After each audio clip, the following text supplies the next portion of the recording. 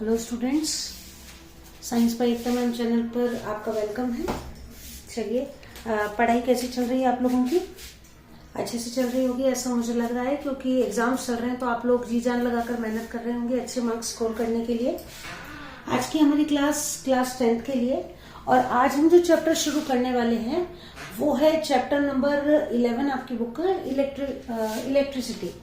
थोड़ा सा ये चैप्टर जो है वैसे तो है तो इजी, लेकिन कुछ टर्म्स ऐसी हैं जो इसमें थोड़ी सी हमें टिपिकल लगती हैं, तो मैंने कोशिश की है कि इजी वे में आपको इस चैप्टर को समझाने की कोशिश करूं, ताकि इससे जुड़े क्वेश्चंस, स्कोरिंग चैप्टर है, कई सारे क्वेश्चन इस चैप्टर में से अधिकतर एग्जाम में पूछे जाते हैं, तो इसको न्यूमेरिकल भी इसमें से आता है, तो ये चैप्टर करना हमारे लिए जरूरी है। इसको हम ऐसा छोड़ नहीं सकते कि इस चैप्टर को छोड़ देते हैं, आता नहीं है तो इस चैप्टर को समझने की इजीएस्ट वे में समझाने की मैं आपको कोशिश करूंगी, और आशा करती हूँ कि आप लोगों को अच्छा लगेगा, समझने में आसानी होगी।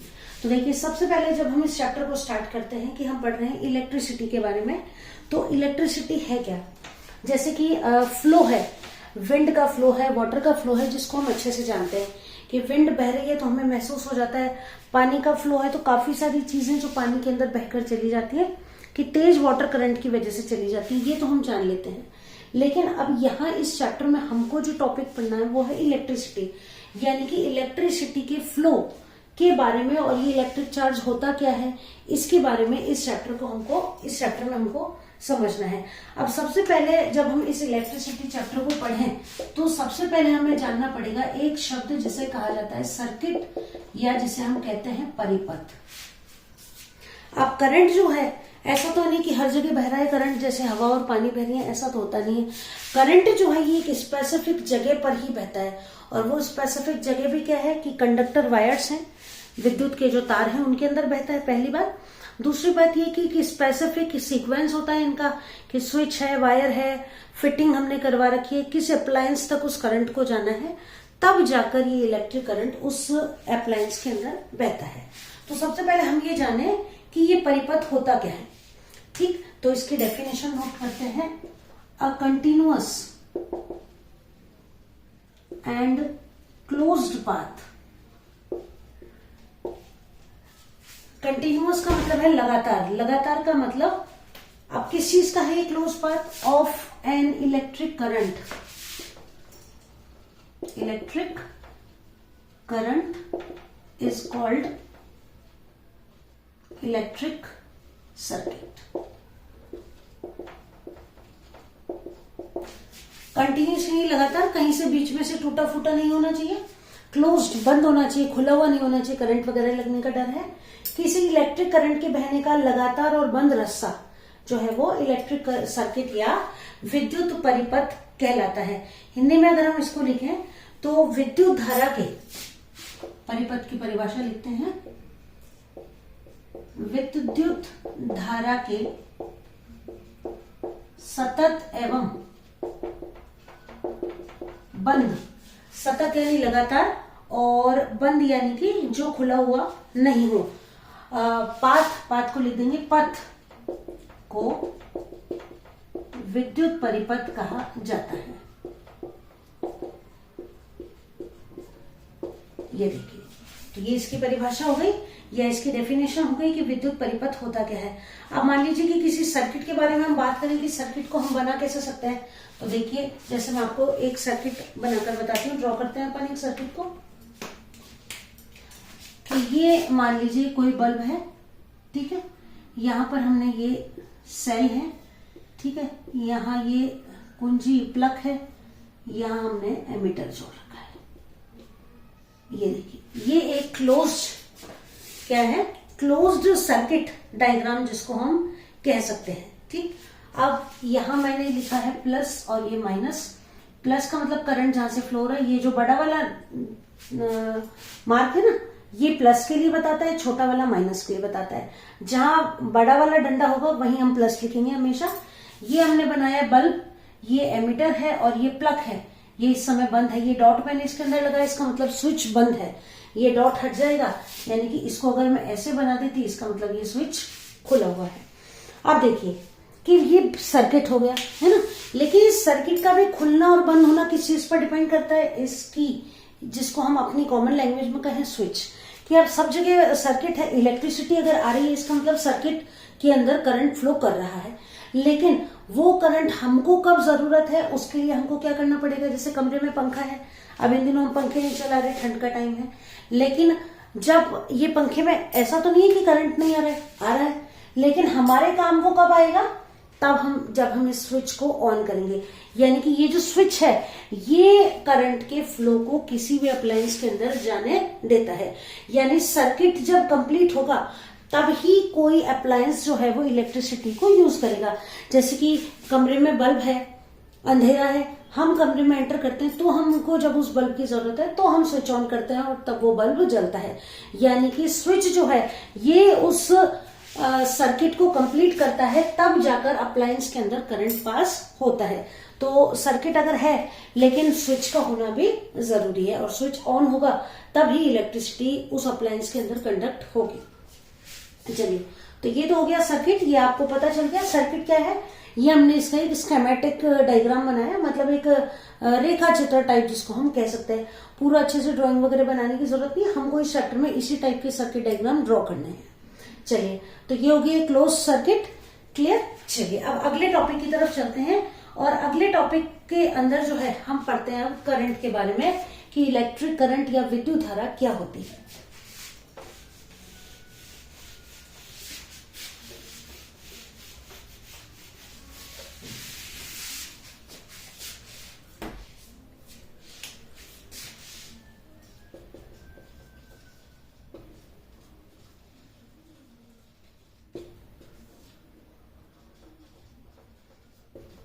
विद्युत आवेश क्या होता है। विद्युत आवेश देखिए कि अब करंट जो बह रहा है कि rate of flow of charges, यानी कि जो कैसे चार्ज है, इलेक्ट्रिक चार्जेस है ना, इलेक्ट्रिक चार्जेस आवेशित, ठीक है। तो विद्युत जो आवेश है उनके बहने की दर को क्या कहते हैं हम, विद्युत धारा कहते हैं। हिंदी में अगर हम लिखें तो आवेश के प्रवाह की दर को, आवेश के प्रवाह की दर को धारा कहते हैं।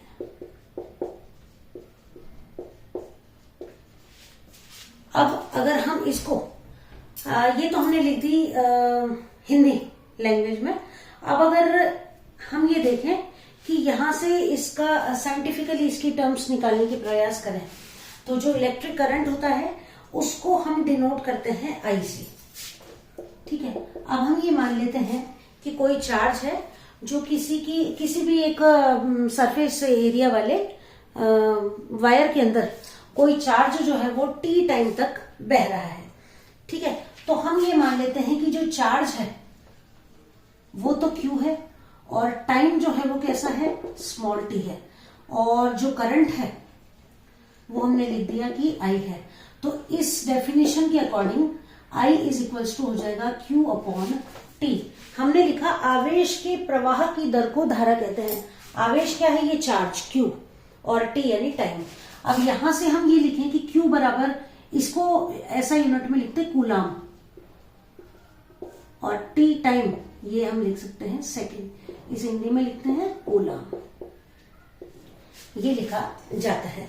तो यहां से अगर हम I की डेफिनेशन निकालना चाहें कि I बराबर क्या होता है विद्युत धारा से, है ना, तो I बराबर क्या हो जाएगा कि I बराबर हो गया Q अपॉन T, और यहां से अगर हम इसकी यूनिट निकालें, ऐसा यूनिट तो हो गई कूलाम पर सेकंड। अब यहां से अगर हम 1 एम्पियर की डेफिनेशन निकालना चाहें कि 1 एम्पियर क्या होता है, तो 1 एम्पियर बराबर हो जाएगा, नोट कीजिए, देखिए कि I जो होता है ना, इसकी ऐसा यूनिट होती है, इसे कहा जाता है एम्पियर। ये सब क्वेश्चन बोर्ड एग्जाम्स में आने जैसे हैं। क्या, I की ऐसा यूनिट एम्पियर याद होनी चाहिए, Q अपॉन T है तो कूलाम पर सेकंड, ये आपको याद होना चाहिए। और भी अब आगे क्वेश्चन आते जाएंगे, उनको हम नोट करते जाते हैं। तो 1 एम्पियर क्या है, यहां से अगर हम निकालें कि when 1 coulomb charge is flown in a closed circuit for 1 second, then the current will be equal to 1 ampere. सही है कि यदि किसी परिपथ के अंदर 1 कूलम चार्ज को 1 सेकंड तक प्रवाहित किया जाता है तो उत्पन्न जो आवेश है या उत्पन्न होने वाली जो धारा है वो किसके बराबर होगी? 1 एम्पियर के बराबर होगी। ये भी एग्जाम में पूछा जाता है, डेफिनेशन ऑफ 1 एम्पियर।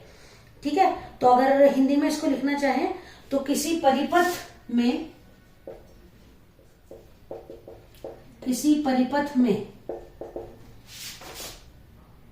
1 कूलम आवेश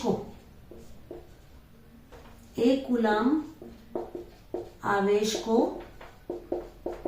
1 सेकंड तक प्रवाहित करने पर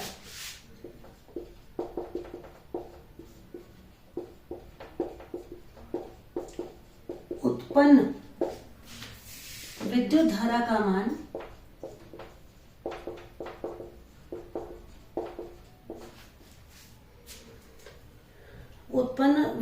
का मान किसके बराबर होगा?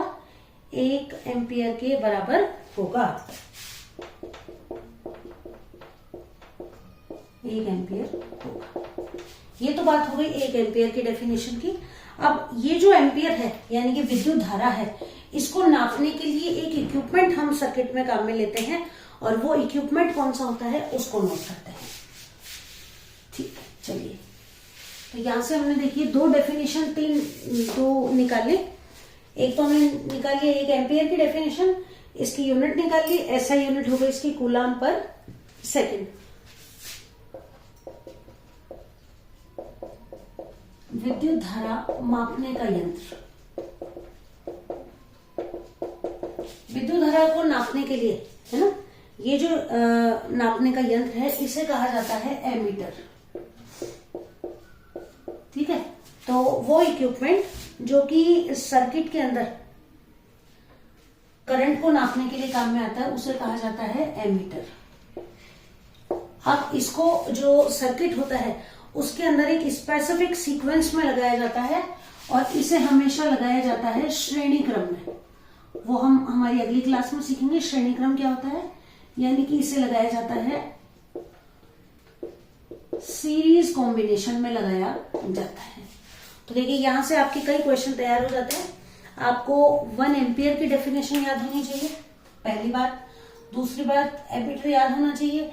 तीसरी बात इसको कौन से क्रम में लगाया जाता है ये याद होना चाहिए। एक आपको आई को किससे नापते हैं? एम्पियर से, एम्पियर कूलम पर सेकेंड। ये 5 क्वेश्चन आपके अभी तक जो हमने चैप्टर पढ़ा उसमें से तैयार हो जाते हैं। क्लियर है? तो यहां तक का चैप्टर मुझे लगता है इजीली अंडरस्टूड है, समझ में आ गया होगा आप लोगों को आराम से। अब चलते हैं अगले टॉपिक की तरफ, और अगला जो टॉपिक है हमारा वो है पोटेंशियल डिफरेंस के बारे में। तो चलिए पोटेंशियल डिफरेंस को और पढ़ लेते हैं कि पोटेंशियल डिफरेंस क्या है और किस तरीके से चैप्टर में हमारे काम आने वाला है। चलिए तो इसको मिटा देते हैं और अब चलते हैं पोटेंशियल डिफरेंस की तरफ।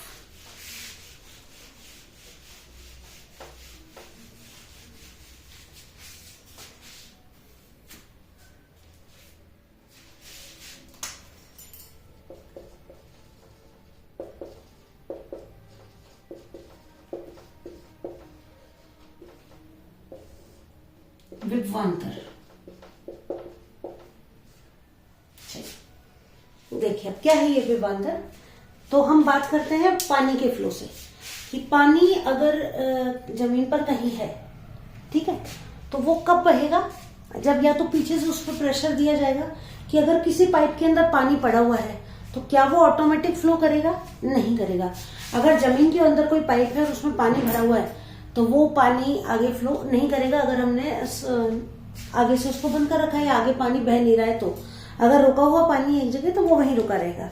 अब उसके पीछे रीजन क्या है, पानी बहेगा कब उस पाइप में से, कि अगर पाइप का एक हिस्सा ऊपर होता और एक हिस्सा नीचे होता तो क्या होता कि ग्रेविटेशन की वजह से, ग्रेविटेशनल पुल की वजह से पानी नीचे आ जाता। इसी तरह अगर हम करंट की बात करें तो अब वायर्स जो हैं सारे फिटेड हैं, जमीन पर भी अगर वायर है तो वायर्स के अंदर ये जो करंट आता है इसका जो ग्रेविटेशनल फोर्स है उससे तो कोई लेना देना है नहीं। अब ये करंट जब भी फ्लो करता है तो उसके पीछे रीजन क्या होता है कि करंट का जो करंट है ना, दोनों एंड्स, मान लीजिए कि कोई वायर है उसके दो एंड्स हैं, तो इन दोनों एंड्स के बीच में करंट का जो अंतर होगा वो कहलाएगा, क्या कहलाएगा, पोटेंशियल डिफरेंस, और उसके कारण ही करंट फ्लो करता है। यानी कि इलेक्ट्रॉन्स एक जगह से दूसरी जगह कब मूव करेंगे, जबकि उनकी इलेक्ट्रिकल चार्ज में अंतर होगा, एक जगह चार्ज कम होगा और दूसरी जगह चार्ज ज्यादा होगा, तब ही इलेक्ट्रॉन्स फ्लो करेंगे। और ये जो अंतर है इलेक्ट्रिकल प्रेशर जिसकी वजह से इलेक्ट्रॉन्स फ्लो करेंगे, इस अंतर को ही क्या कहा जाता है, विभवांतर। हम लिख रहे हैं यहाँ विभव अंतर या पोटेंशियल डिफरेंस। तो दो सर्किट के अंदर किन्हीं दो जगहों के बीच जो इलेक्ट्रिकल चार्ज है उसका जो अंतर है वो क्या कहलाता है, पोटेंशियल डिफरेंस कहलाता है। यानी कि पोटेंशियल डिफरेंस को अगर हम डेफिनेशन के रूप में लिखें, ठीक, तो डेफिनेशन के रूप में लिखने के लिए हम क्या कहेंगे कि एकांक धन आवेश को, एकांक मतलब कोई भी एक पॉजिटिव चार्ज की अगर हम बात करते हैं कि एकांक धन आवेश को विद्युत परिपथ में किसी एक बिंदु से लाने से और दूसरे बिंदु तक लाने में किया गया जो कार्य है वो क्या कहलाता है, विद्युत विभव कहलाता है। तो पहले विभवांतर की डेफिनेशन लिख लेते हैं और फिर हम लिख लेते हैं पोटेंशियल डिफरेंस की। तो अगर चलिए लिखना शुरू करते हैं कि डिफरेंस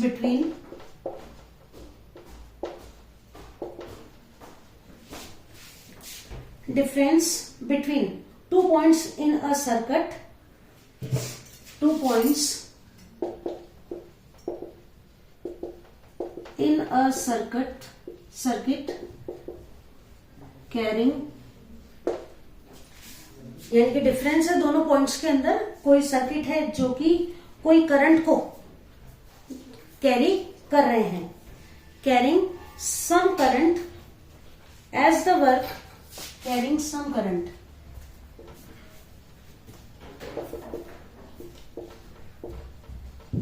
एज द वर्क, यानी कि जो करंट इनके अंदर है उससे जो काम किया जा रहा है, as the work done to move, वो काम जब किया जाएगा एक यूनिट चार्ज को, to move a unit charge, एकांक धन आवेश को, कोई भी चार्ज है, a unit charge from one point to another.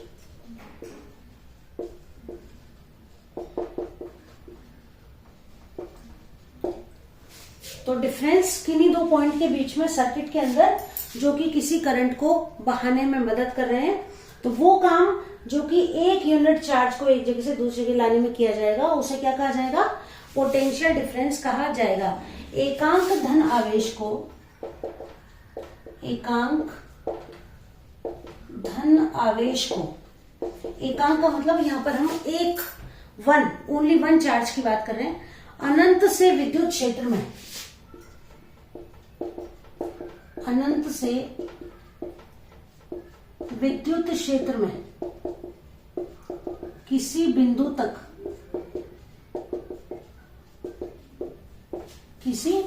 यानी कि सर्किट के अंदर किसी भी जगह पर लाने में किए गए कार्य को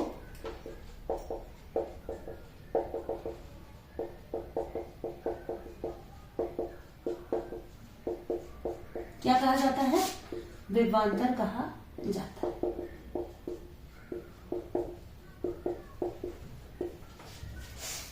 विभवांतर कहा जाता है या विद्युत विभव कहा जाता है, सॉरी विद्युत विभव कहा जाता है, विद्युत विभव कहा जाता है।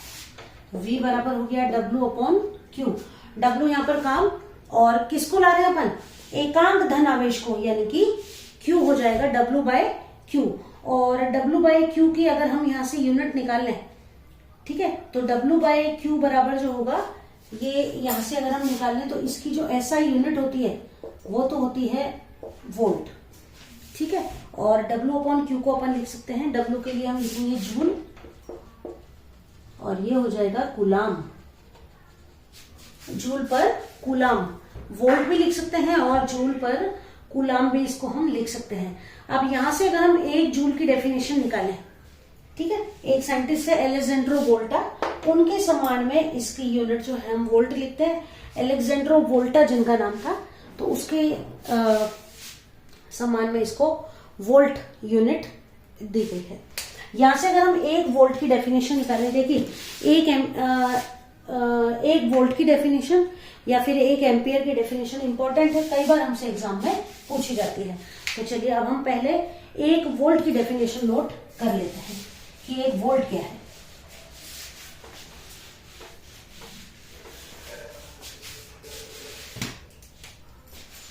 वन वोल्ट, देखिए यहां से सीधी सीधी निकल के आ रही है कि when 1 joule of work is done to move a charge of 1 coulomb then a potential difference will be equal to 1 volt. ठीक है, तो when 1 joule of work is done to move,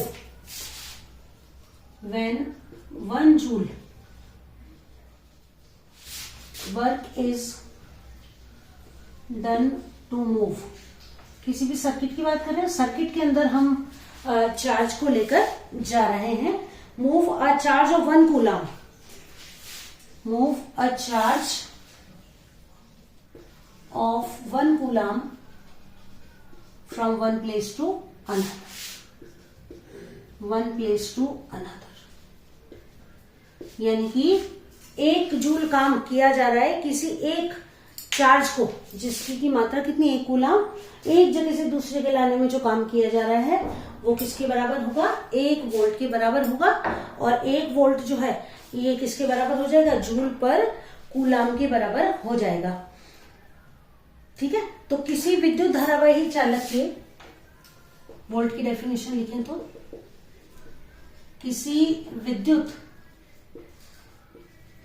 धारावाही चालक के, विद्युत धारावाही चालक यहां पर कोई भी सर्किट जिसके अंदर हम करंट को फ्लो कर रहे हैं, दो बिंदुओं के बीच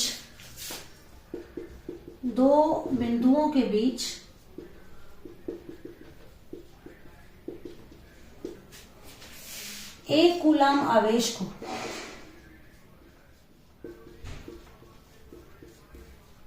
एक कूलम आवेश है जिसको एक जगह से दूसरी जगह ले जाने में काम करना पड़ रहा है हमको, 1 कूलम आवेश को प्रवाहित करने पर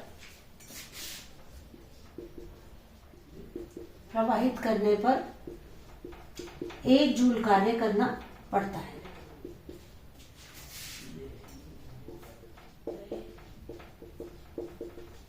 तो उत्पन्न विभव जो है वो किसके बराबर होगा, तो उन बिंदुओं के बीच उत्पन्न विभव कितना होगा, 1 वोल्ट होगा। तो उन बिंदुओं के बीच उत्पन्न विभव का मान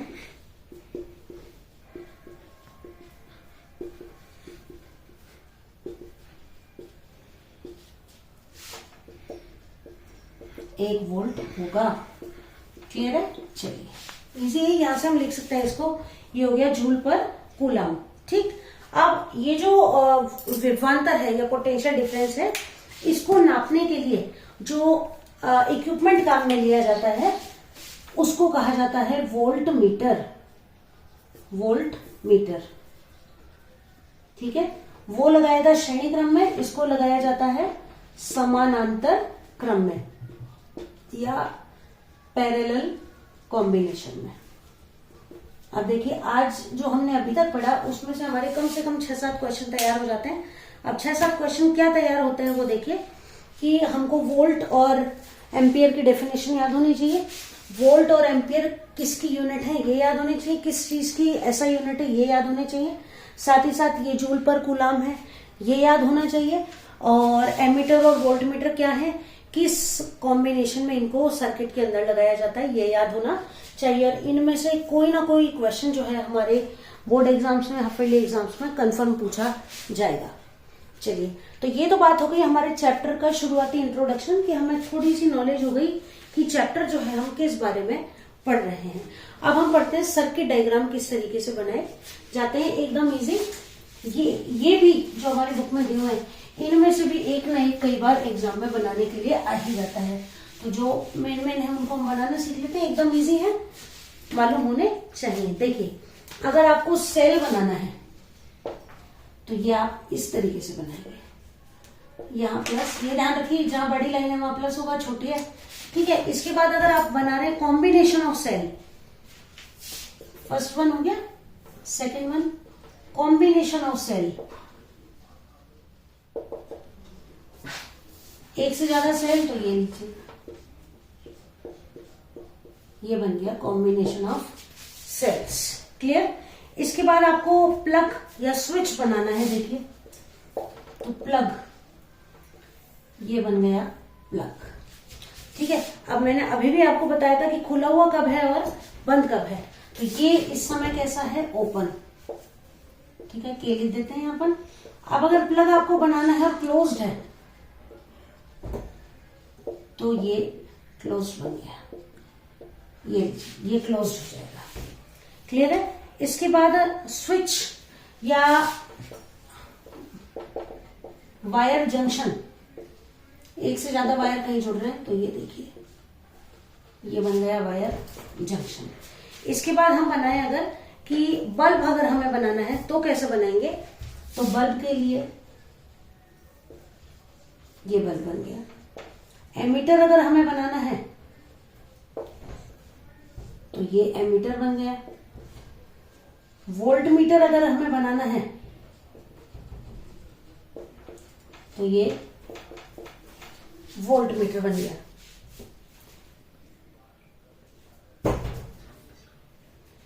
तो इस तरह ये बन गया वोल्ट मीटर। और इसके अलावा एक और बनाते हैं अपन प्रतिरोधक, प्रतिरोधक या रेजिस्टेंट जिसको कहा जाता है, उसको बनाने के लिए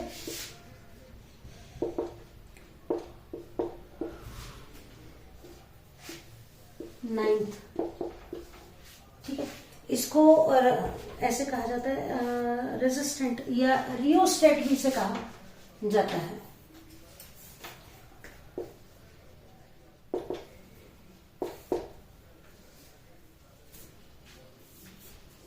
इस तरीके से, है ना। और परिवर्ती प्रतिरोधक रियोस्टेट, रियोस्टेट क्या होता है, ये चेंज करता रहता है प्रतिरोध को बार बार, इसको इस तरीके से बनाया जाता है।